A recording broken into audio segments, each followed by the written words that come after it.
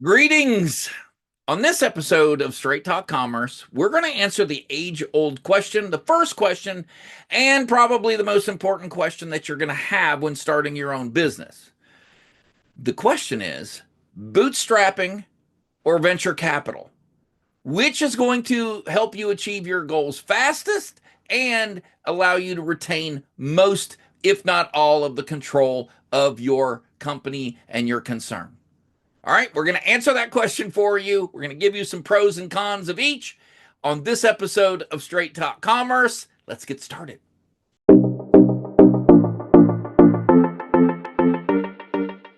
Hey, everybody, welcome back. All right, so we're going to start a business, and we've got to make a decision on whether to bootstrap that business, which means fund it ourselves, or are we going to borrow money and get outside financing, maybe from family members, maybe bring in some investors. We're going to bring in outside funding from some sources. There are reasons to do either one of those things, and we're going to go over them today. And we're going to start with bootstrapping because we all have the resources and we could start that way. And just in case you're wondering whether you can have a profitable, successful business just bootstrapped, I will use the example of MailChimp. MailChimp just sold themselves not long ago to Intuit for $12 billion, and it was entirely bootstrapped. So, congratulations to the owner of MailChimp, did a great job. It just goes to show you that it doesn't mean that you're going to always be small. And I will explain that this isn't a permanent decision necessarily. You may work up to a certain level and then decide to bring in venture capital, investors from other places. So the question that we're answering right now is in starting your business.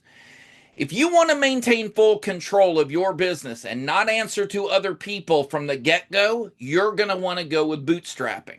You're going to want to be funded yourself. So start small, work up, and then start that business, and you've got the finances to do that.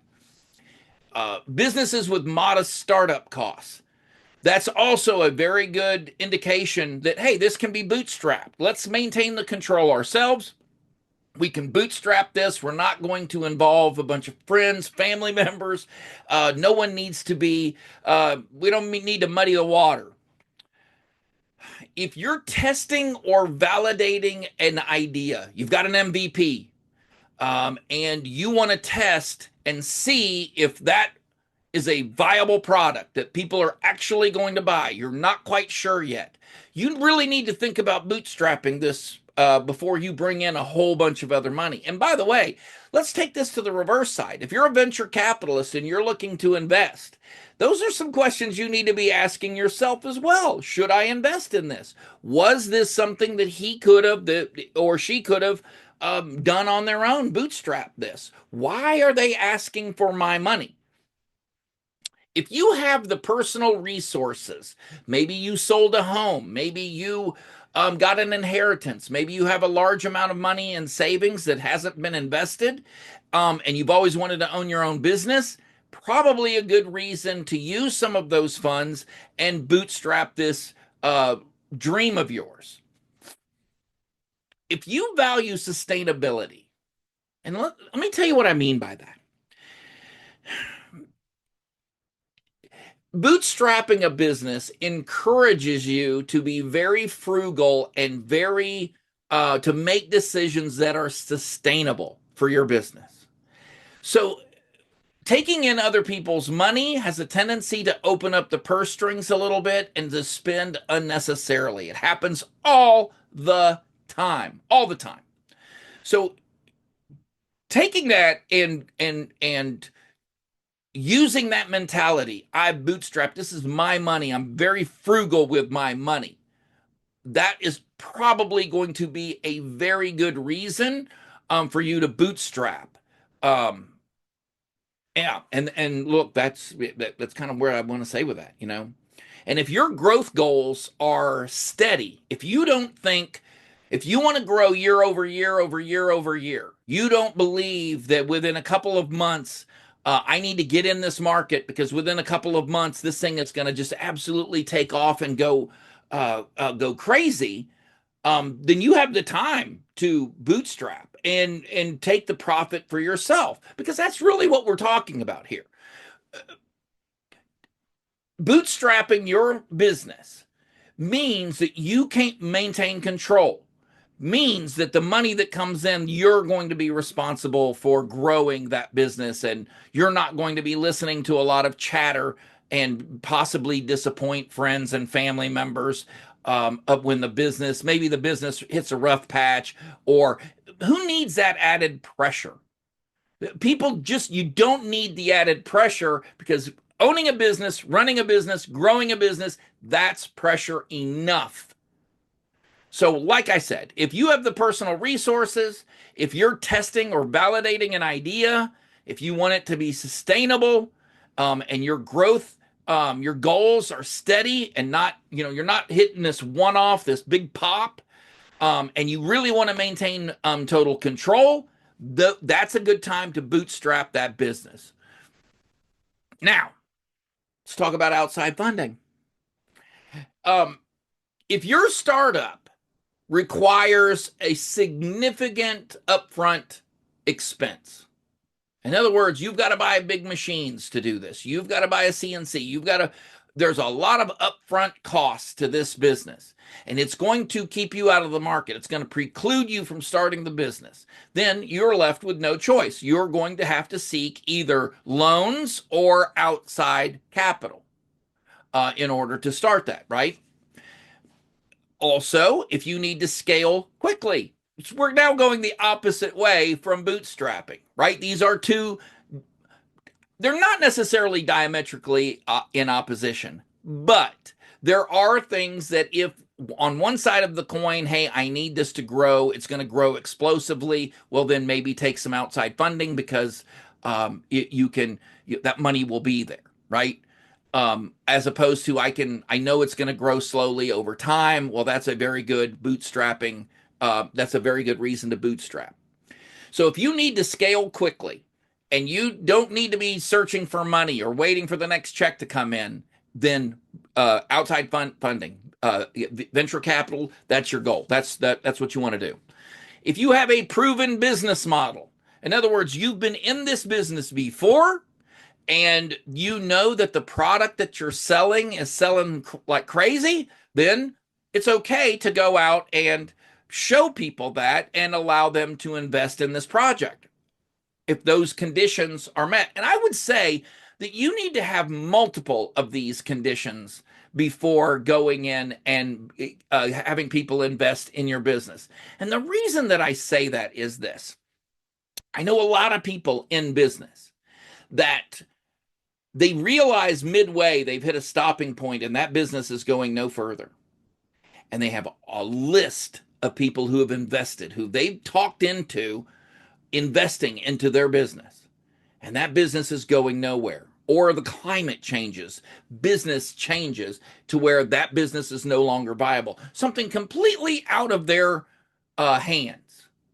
And now they are stuck with absolutely no choice but to proceed or to shut the whole thing down. And if they shut it down, all of those investors, all of those venture capitalists, all of that family, they lose their money because there's nothing left in the business. And so it is definitely something that you want to that's why you want to be thinking about this.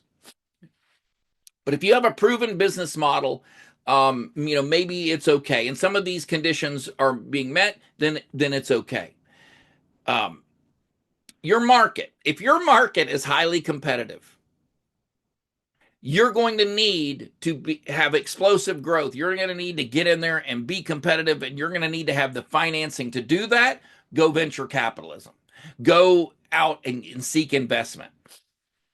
And also, if you lack the personal resources that is going to be adequate to properly fund this business. More businesses are choked out because of their finances, because of their funding, because they are poorly funded. If your business operations feel like a grind, you're missing out on the magic of artificial intelligence. Whether you're in retail, manufacturing, finance, or any other industry, AI is a game changer. From automating mundane tasks to optimizing your supply chain, AI can transform how you operate. We specialize in creating tailored AI solutions that meet your unique challenges and goals. With our expertise, you can improve efficiency, reduce errors, and make better decisions. Discover how AI can revolutionize your business. Contact us today at www.toolessentials.ai/consultation.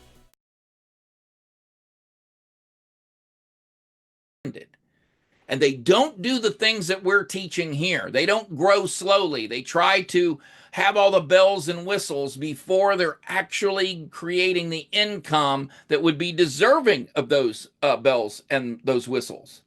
So putting the cart before the horse kills a lot of businesses. And if you have a clear exit strategy, let me tell you what I mean by that. If you know, okay, third year, we're going to be at 12 million in sales, and then we're going to seek someone to purchase this company because I don't want to do this for the rest of my life. I'm good with building a business, but I don't want to do it for the rest of my life. And I've built a tremendous business, but it's now time to sell it, which brings me to another point. There's a lot of times when you go out and will purchase a business that's already operating, and someone will come to you and say, hey, you got to wonder, why did they want to sell a business that's making $4 million a year? Why in the world would they want to, sell that business if that's such a good deal? And there's your answer right there. They had a clear exit strategy. They built it to a certain point, and then it was time for them. They didn't want to do the project anymore, and it was time for them to sell, and there's their exit. And it happens every single day. And so now you know. Your key considerations here: ownership versus speed. Bootstrapping is going to give you the control that you seek. It might slow down your growth because you have fewer partners, you have fewer access to resources. External funding, it sacrifices some of the control, but it gives you that boost of speed. It gives you that extra money, that extra power to boost you along. Now, you may have a higher risk tolerance, and it takes a higher risk tolerance in order for you to seek outside funding. It's very risky. Who wants to tell Aunt Emily, oh, well, I blew all of your money in my great new horseshoe concern? Sorry. I thought people were going to buy horseshoes a lot more than they did. And that $10,000 you gave me, well, that's gone. I apologize. Sorry about that. No one wants to do that. Or most people, I don't know anyone that wants to do that. So, taking that option off of the table, look, I can sit at a Thanksgiving table and people say, hey, Wayne, didn't you start a business not too long ago? Yeah, it didn't work out. I can stand that. That's not a problem. They're not involved. If I want to talk about it, I talk about it. If I don't want to talk about it, I tell them to shut up. But at least they're not coming to me going, hey, where's that $500K that I lent you? And market timing. If your timing is critical in any way, outside funding may provide the resources to you to overcome that obstacle. Bootstrapping, on the other hand, you're waiting for the funding, you're waiting to be able to pay for it yourself, and you can't take advantage of certain opportunities because the funding that may not be there for you. So take that into consideration. You want to be able to determine and you want to be able to take advantage of situations. Be sure that you've got a nice fat bankroll, and that may mean losing control and bringing in outside funding. Now, let's talk about your funding. If you're going to bootstrap, let's talk about your personal funding. You may use your savings. Use your own money. Maintain the full control of your company and ownership. Credit. You may be able to apply for credit, take loans, You may be able to put some expenses on credit cards and pay for them over time. And a home equity loan. If you own a home and you've got a big pile of equity that's sitting there doing absolutely nothing, that could be a very good source of funds to take the place of venture capital. And you'll be able to make a profit and take that money and actually use it for something. Your friends and family. Man, it's really, really tough to look at Uncle Bob and Aunt Emily in the face when you've just lost a huge amount of their retirement because they believed in you. That's got to be very tough. If you take loans or if you take in equity from friends and family, it needs to be documented. You need to treat it formally with a written agreement, and you need to maintain those relationships. Money does get in the way of relationships, and you want to try very hard not to let it, to be cognizant of it and know, hey, I got to treat this with the reverence that it deserves. Equity. You want to offer them a small ownership stake in exchange for their investment. You don't want to take in money and offer nothing in return. A, that's a very bad idea. And B, you want to be very judicious in how much you want to properly value what their help is. Think very hard about, hey, it's very tempting to say, okay, for $100,000 of your investment, I'm giving you 10% of whatever it is I'm doing. Because when that business hits, it becomes very difficult to write those big checks for some people. Not everybody, but for some people, it becomes very difficult. And when you have been very wishy-washy on how much who's owned what, man, that's when lawsuits start flying, and that's when people start going a little bit cuckoo. Maybe you look at angel investors, individual investors. These are high net worth individuals. They're looking to invest in startups. They're very speculative, and they like that. It's like a roll of the dice in Vegas or a hand of blackjack. They really like the rush of being able to come in and help somebody who has a really good idea and is very sharp and can execute. Their execution is going to be pretty high. There are entire networks of these people called angel networks. These are groups of angels that they all pool their resources.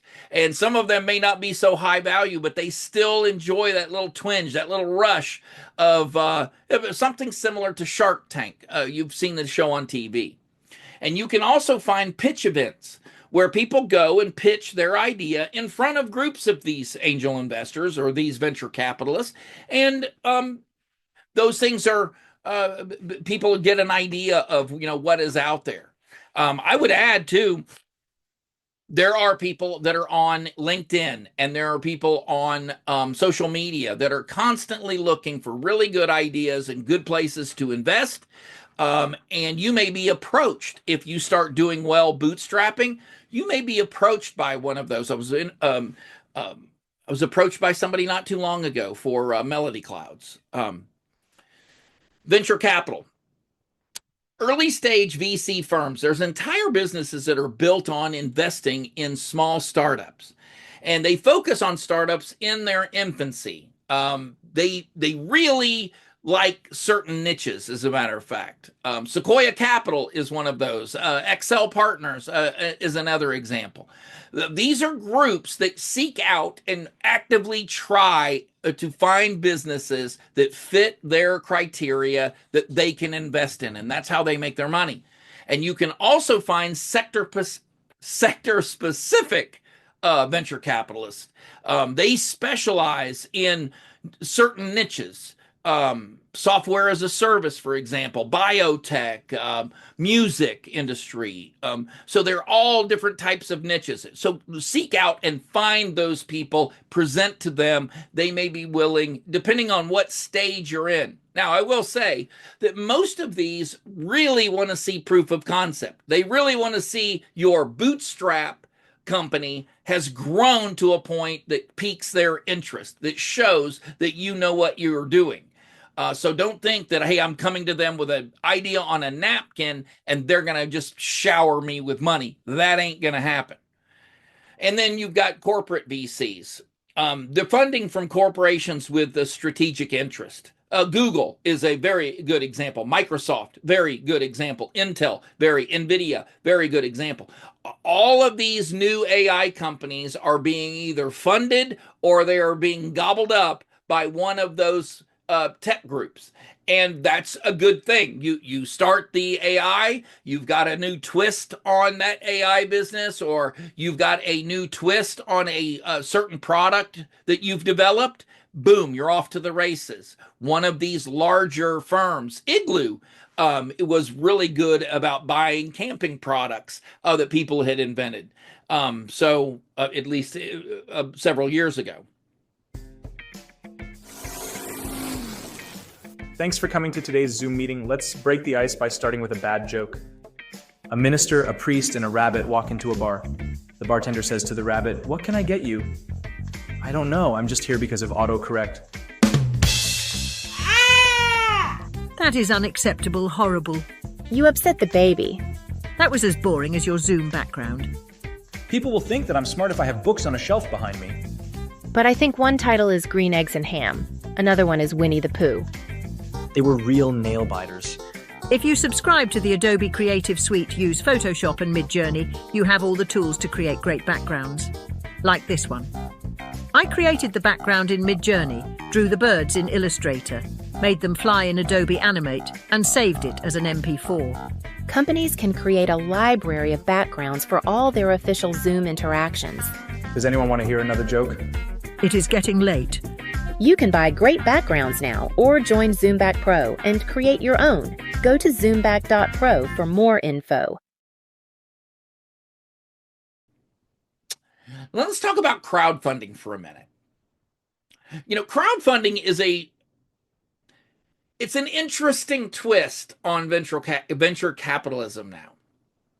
You've got GoFundMe, you've got Kickstarter, right? You've got all of these different platforms that you can use to generate that income or to generate that investment that you are looking for. It's a reward-based. Look for reward-based platforms that pre-sell your product or your service to people, regular people who decide to back you. Indiegogo is a good example of this, and Kickstarter I mentioned. They take the idea, the concept, in various stages. People put it up on the platform, and then the general public that may be interested in what it is you're doing then votes with their wallet and decides whether or not you get that financing. And you go with a certain number in financing, and once you achieve that, and once you achieve these monetary goals or these product goals, you get more and more money. Now, the downside to that, if you can consider it a downside, a lot of these products really never get to final stage. It is speculative. However, a lot of the things you have within arm's reach of you right now these days has been crowdfunded. And so it really is a very good answer if you are really strapped for cash and you're trying to bootstrap an idea that you know is just absolutely a winner. Equity crowdfunding, you can offer ownership stake to investors, Shark Tank, that kind of thing. WeFunder, Seed Invest. These are really good places for you to go and to see. I don't know if Seed Invest. I don't know if they're still around, but they were very big at one time. And then donation-based crowdfunding. That's your GoFundMes, that's your Kickstarters, the Indiegogos as well. But donation-based crowdfunding. These are people who just want to see you succeed. They got a couple bucks, kicking there and decide if they want to help you or not, right? One tip on that. If you decide to go the crowdfunding route, come up with a really good reward-based program to entice people to invest in your business as opposed to others. You really want to give added kick, an added bonus to people who believe in you. I've always felt that way, and I hope that you will as well. Small business loans. Look, we all know about it. SBA loans, they're government-backed loans for small businesses, and they have very favorable terms if you can get it. If there's funding there, if you meet the criteria, great. I would not. This almost didn't even make my list, but if the idea is sound, you fit a certain criteria. By all means, SBA is a very good way to go. For most of us, we are never even going to, it's never even going to be an option. Banks and credit unions. If you've been a member of a credit union for a long time and you're a member in good standing and you have a fairly nice size savings account, traditional lenders will have structured repayment terms, and that may be, getting a small loan to make this concern grow is not at all a bad idea. Many companies operate within debt and have debt, so that's not a bad option at all. And then you also have online lenders. They have very fast approval processes, but they have very high interest rates. So look, I almost didn't include that either.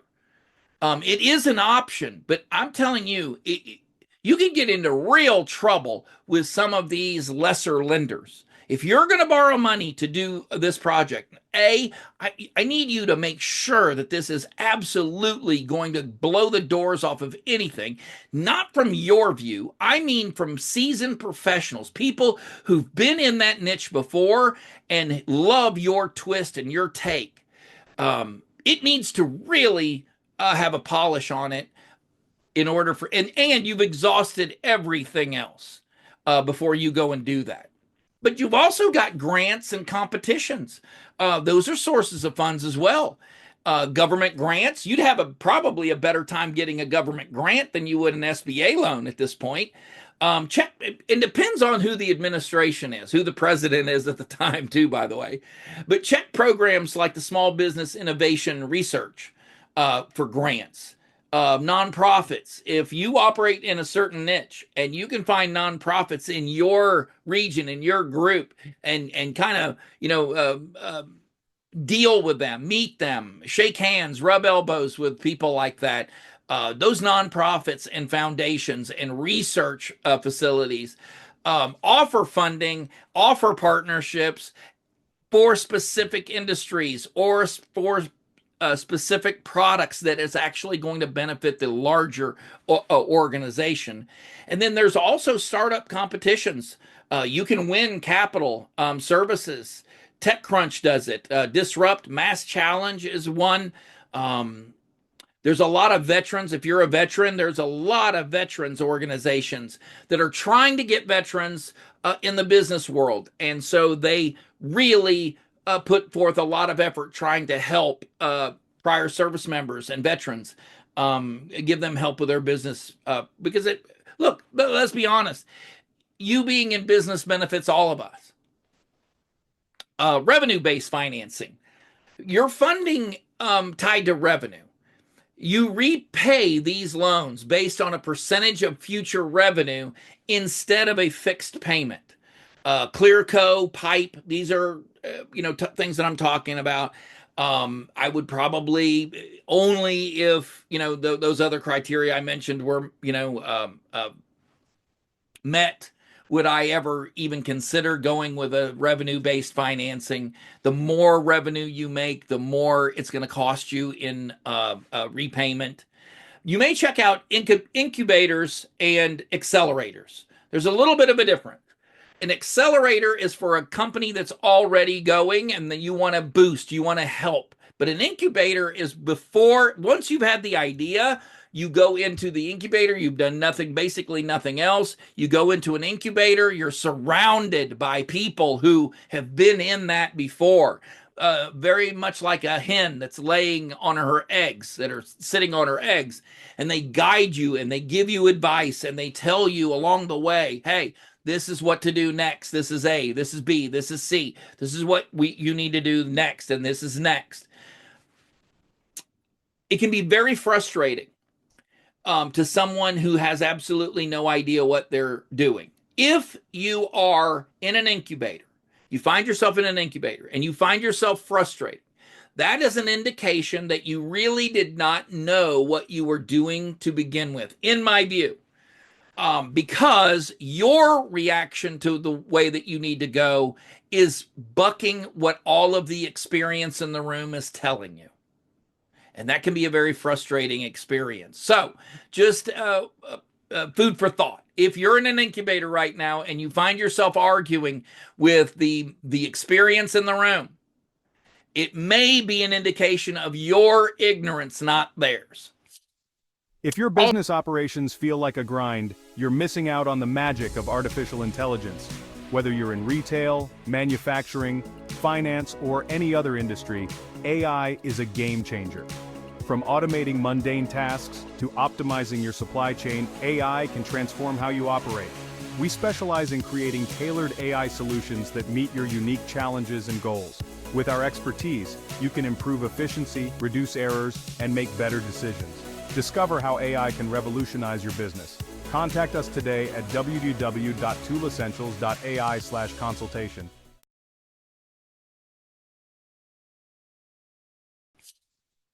Also, let's look right now at alternative financing options. Factoring. That's when you sell account receivable for immediate cash. In other words, you borrow against sales you've already made, and you get it's called factoring, and you get money for that. Microloans, small loans from different organizations like Kiva or the Opportunity Fund. There are a couple others that but microloans have very good rates, but they are very small, and they are for a very limited time. You are going to, we're talking months, not years on that. And then partner financing, bringing in a strategic partner.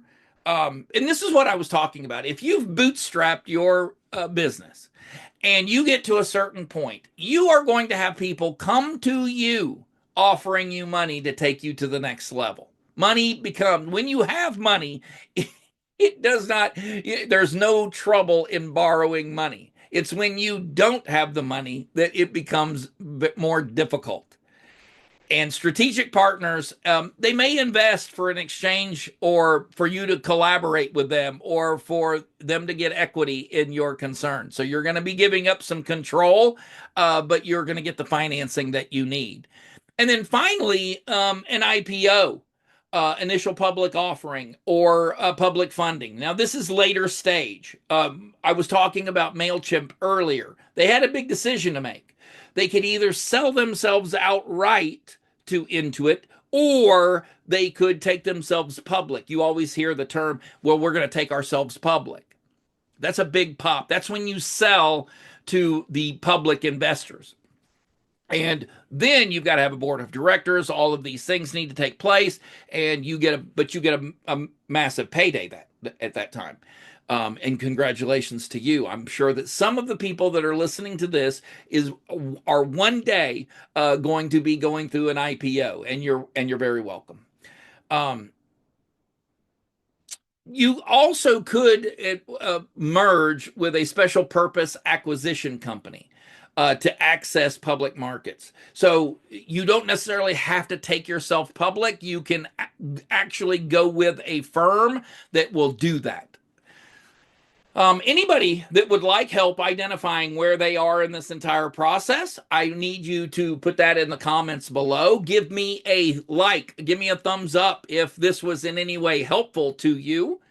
And also, there's a notification bell because class is in session every Wednesday night at 8 in the evening Pacific Standard Time. I absolutely love being able to have this time together. We are growing. This channel is growing exponentially. We're over 15,000 subscribers. Thank you all very much. And by the way, we're global. We have as many subscribers that are not in the United States. That's where I am, California.